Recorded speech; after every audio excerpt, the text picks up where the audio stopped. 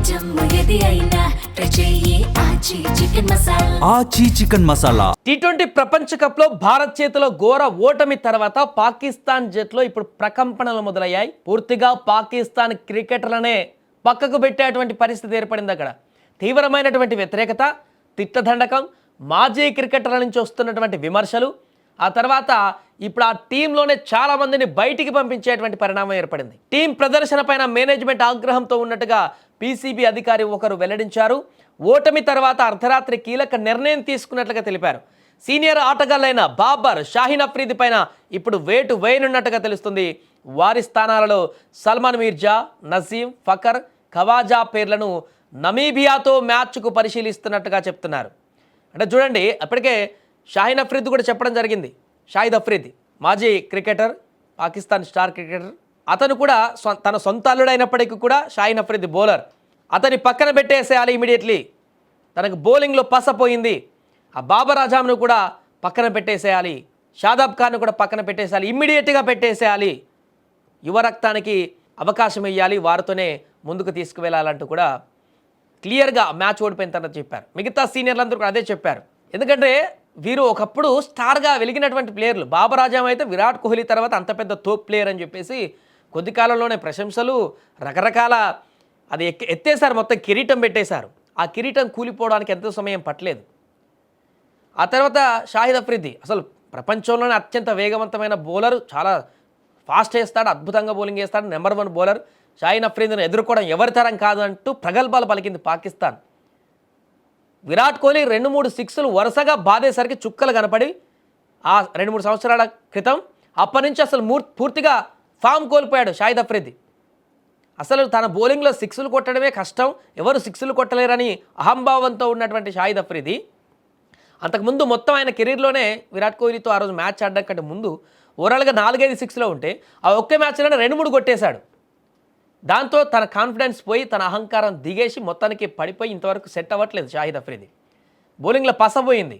మొన్న వేసిన బౌలింగ్లో కూడా పిచ్చు కొట్టుడు కొట్టాడు, ఈశాన్ కిషన్ కొట్టాడు, చివరిలో మనోడు కూడా కొట్టాడు. ఇక షాదాబ్ ఖాన్ ఆల్రౌండర్ తీసుకుంటారు, తనను అటు బౌలింగ్లో లేదు, అటు బ్యాటింగ్లో లేదు. పూర్తిగా 3 ప్లేయర్లు బడిన పడిపోయారు ఇప్పుడు ప్రస్తుతానికి పాకిస్తాన్లో. ఎందుకంటే ఒక మ్యాచ్ కాకపోతే ఒక మ్యాచ్లోనే రాణించాలి కదా, ఒక మ్యాచ్ కాకపోతే ఇంకో మ్యాచ్లోనే ఆ యొక్క పర్ఫార్మెన్స్ చూపించాలి కదా. 11 మంది ప్లేయర్లలో టీంలలో 3 మొత్తం పనికి రాకుండా పోతే, అంటే రెగ్యులర్గా 8 మందితో ఆడుతున్నట్టే వాళ్ళు మ్యాచ్. 8 మందితో ఆడే బదులు ఇంకా మిగిలిన వాళ్ళని తీసుకుంటే 11 మందితో ఆడొచ్చు కదా అనేటువంటి కాన్సెప్టే ఇప్పుడు సీనియర్లు చెప్తున్నారు. అందుకని ఇప్పుడు కొత్త రక్తాన్ని తీసుకొచ్చేటువంటి ప్రయత్నం చేస్తాను పాకిస్తాన్ క్రికెటర్లు. వీరు 3 కాదు, ఇప్పుడు ఈ టోర్నమెంట్ అయిపోయిన తర్వాత పూర్తిగా ప్రక్షాళన చాలాసార్లు ప్రక్షాళన చేశారు. కొన్నిసార్లు ఆర్మీ కూడా ట్రైనింగ్ ఇచ్చింది పాకిస్తాన్కి. ఇదేందో ప్రపంచంలో ఎక్కడ జరగదు, ఏ క్రికెట్లో జరగనటువంటి వింతలన్నీ పాకిస్తాన్ క్రికెట్లోనే జరుగుతాయి. ఆ మధ్యలో లాస్ట్ వరల్డ్ కప్కు ఏదో ఆసియా కప్ ముందు అనుకుంటా మొత్తం ఆర్మీనే ట్రైనింగ్ చేస్తుంది వీళ్ళని. మరి యుద్ధానికి పోతున్నారో లేకుంటే ఎవరైనా కొట్టడానికి పోతున్నారో తెలియదు, కానీ క్రికెట్ క్యాంపులు ఉంటాయి, క్రికెట్ కోచ్లు ఉంటారు, క్రికెట్ సీనియర్స్ ఉంటారు, దానికి ఫిజియోస్ ఉంటారు, వాళ్ళందరూ ఉంటారు, వాళ్ళు ట్రైన్ చేస్తారు. వాళ్ళు కాదంటే ఆర్మీ చేస్తుందంట. వీళ్ళేందో మరి బార్డర్లో సైన్యం సెక్యూరిటీకి పోయినారేమో. అందుకనే ఏదైతే రాంగ్ ట్రాక్లో పోతున్నారో అసలు ట్రాక్ మిస్ అయినారు. ఒకప్పుడు పాకిస్తాన్ క్రికెట్ అంటే, ఇండియా పాకిస్తాన్ ఆడుతుందంటే గెలుపోవటంలో సమానంగా ఉండేటివి. చింపుకునేటోళ్ళు బట్టలు, ఒక మ్యాచ్ అది గెలిస్తే ఒక మ్యాచ్ ఇది ఇలా. ఇంజమాముల్ హక్ కానీ, షోయబ్ అఖ్తర్ ఉన్నప్పుడు కానీ, వసీం అక్రమ్ ఉన్నప్పుడు కానీ, ఇమాముల్ హక్ ఉన్నప్పుడు కానీ, వాళ్ళు ఉన్నప్పుడు టఫ్ ఫైట్ ఉండేది. వాళ్ళు చివరి వరకు పోరాడేది. సచిన్ టెండూల్కర్, గంగూలీ, ద్రావిడ్ వీళ్ళందరూ ఉన్నప్పుడు చాలా 50-50 రేషియో ఉండేది, బాగుండేది ఫైట్ ట్రై సిరీస్ జరిగేటప్పుడు. రాను మొత్తం పాకిస్తాన్కి ఏమైందంటే ఆట మీద కాన్సన్ట్రేషన్ తక్కువ పెట్టి మిగతా వ్యాపారాల మీద ఎక్కువ కాన్సన్ట్రేషన్ పెట్టింది. రాజకీయ కామెంట్లు, ప్రగల్భాలు, రకరకాల ఆటను వదిలిపేసి మిగతా వాటి మీద కామెంట్లు ఇవన్నీ చూడడం వల్లనే ఇలాంటి పరిస్థితి వచ్చింది. ఇప్పుడు రాను ఇప్పుడు ఇలానే కొనసాగితే ఏమైందంటే 1 సైడ్ గేమ్ అయిపోయింది మొన్న. అసలు మొత్తానికి అసలు ఇండియాతో మేము ఎప్పుడు గెలవలేమనేటువంటి పరిస్థితి పాకిస్తాన్ అభిమానులకు వచ్చేసింది. ఇలానే కొనసాగితే ఇక ఏదో పాకిస్తాన్ జింబాబ్వే, ఐర్లాండ్, చిన్న ఆ స్కాట్లాండ్ల మీద ఆడుకోవాల్సిన పరిస్థితి వస్తుంది ఇక ఆ యొక్క అసోసియేట్ గేమ్స్లలో. అందుకనే ప్రక్షాళన చేస్తున్నారు పూర్తిగా. ఆ టీంలో 3 ఎట్ ఏ టైం ఇప్పుడు తీసేసేటువంటి పరిణామం ఉంది. నెక్స్ట్ మ్యాచ్లో ఉండరు వీళ్ళు ఒకవేళ. ఎందుకంటే నమీబియా మ్యాచ్ మీద ఓడిపోతే పాకిస్తాన్ కథం లీగ్ మ్యాచ్లో ఇది కూడా అవుట్. అందుకనే నమీబియా అని చెప్పేసి చిన్న జట్టు అని చెప్పి తక్కువ అంచనా వేయడానికి లేదు ఇప్పుడు. ఎందుకంటే జింబాబ్వే మీద ఏం జరిగిందో చూసాం. నేపాల్ ఇంగ్లాండ్ మీద ఆల్మోస్ట్ గెలిచినంత పని చేసింది. నమీబియా ఏం చేస్తుందో కూడా ముందే ఊహించడానికి లేదు వీళ్ళకి. అసలే అతి కాన్ఫిడెన్స్ ఎక్కువ ఉంటుంది.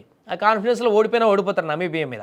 దాంతో లీగ్ దశలోనే తట్టబుట్ట చదువుకోవాల్సిన పరిస్థితి ఏర్పడుతుంది కాబట్టి సీనియర్లు గట్టి వార్నింగ్ ఇస్తున్నారు ఇప్పుడు. అందుకనే పాకిస్తాన్ సీనియర్లు మూసుకొని నమీబియాతో ఖచ్చితంగా ప్రక్షాళన చేయాల్సిందే, వాళ్ళని తీసేసేయండి, నమీబియా పైన గెలిచి సూపర్ 8కు పోవాలంటే ఈ పరిణామాలు చేయాల్సిందని కూడా వార్నింగ్ ఇచ్చారు. దీంతో ఈ ముగ్గురిని ఇప్పుడు ప్రస్తుతానికి ఆ టీముల నుంచి నెక్స్ట్ మ్యాచ్కే తీసేసేటువంటి పరిస్థితి ఏర్పడింది.